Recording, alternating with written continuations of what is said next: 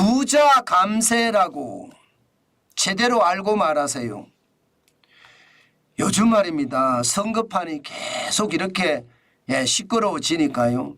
가짜뉴스들이 진짜 많아지는 것 같아요. 도대체 뭐가 정답인지 뭐가 가짜인지 도대체 알 수가 없습니다. 그럴 때는 정환진 TV를 꼭 보라고 하십시오. 요즘 뭐 부자 감세, 대기업 감세 이야기하면서 그야말로 난리를 치고 있는데 그 진실은 이렇습니다. 여러분 2023년, 2024년 빨간 선을 보면요. 국세 감면율이 법에서 정한 국세 감면 한도를 넘었습니다. 2023년, 2024년. 법에서 정한 것은 국세 감면율 14.3%를 해줄 수 있다 이렇게 이야기하는데 실질적으로는요 15.8%의 세금을 감면을 해줬습니다. 그래서 69조 5천억 원을 감면해 줬다는 뜻입니다. 여기에다가 2023년 올해도 마찬가지 국가재정법의 국세 감면 한도는요 14.6%가 최대인데 지금 현재대로 가면 16.3%를 감면해서 77조 1천억 원을 감면해 준다. 지금 이렇게 이야기하고 있거든요. 그런데 여러분 저는 이것을 보면서요. 야 진짜 큰일 났다. 그런 생각을 저는 진짜 많이 하게 됐습니다. 왜 제가 큰일 났다 생각을 하나 하면요. 이게 부자 감세라고 이야기하는데 과연 부자 감세인가? 저는 그 이야기를 꼭 알리고 싶은 거예요. 실제로 부자 감세가 아니거든요. 그래서 더 안타깝다는 이야기입니다. 왜 부자 감세가 아니냐?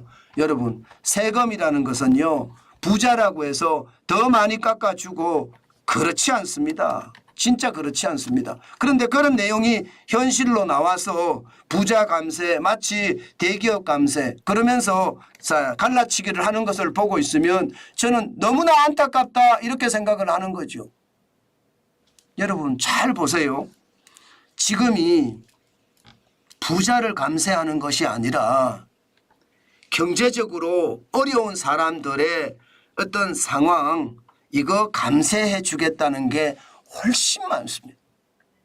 다시 말해서 어떻게 하든 경제를 살리고자 안간힘을 쓰는 노력이라는 뜻입니다. 왜냐고요? 여러분 이거 한번 보세요. 2019년하고 2020년 보세요. 2019년, 2020년. 문재인 정부 때입니다. 이때도 마찬가지입니다. 국세 감면 한도가 2019년에 13.3%였습니다. 그런데 국세 감면율은 13.9%. 더 많이 해줬잖아요. 법보다. 그리고 2020년에는요.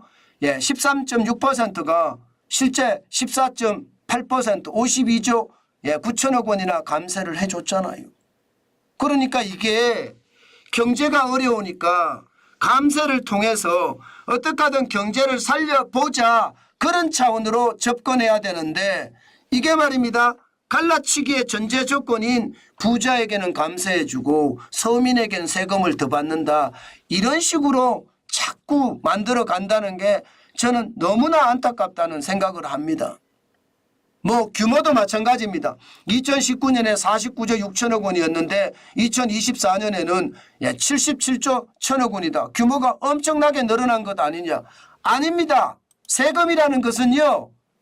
순차적으로 늘어나게 있고요. 세금의 규모 그만큼 말입니다. 나라 재정이 커졌고 커진 만큼 늘어난 거라고 생각하면 됩니다. 퍼센테이지로 보면 그렇게 많이 늘어난 것도 아니잖아요. 이게 진실이에요. 이게 진실. 그런데 좀 더 진실로 가볼까요? 그러면 글로벌 금융위기 때는 어떻게 했을까요? 글로벌 금융위기 때는. 글로벌 금융위기 때도 마찬가지입니다. 글로벌 금융위기 때도 2008년, 2009년을 보면 법에서 정한 국세 감면 한도는 13.6%가 2008년이었습니다. 그런데 실질적으로 국세를 감면한 것은 14.7% 감면해서 28조 8천억 원을 감면했습니다. 2009년도 마찬가지입니다.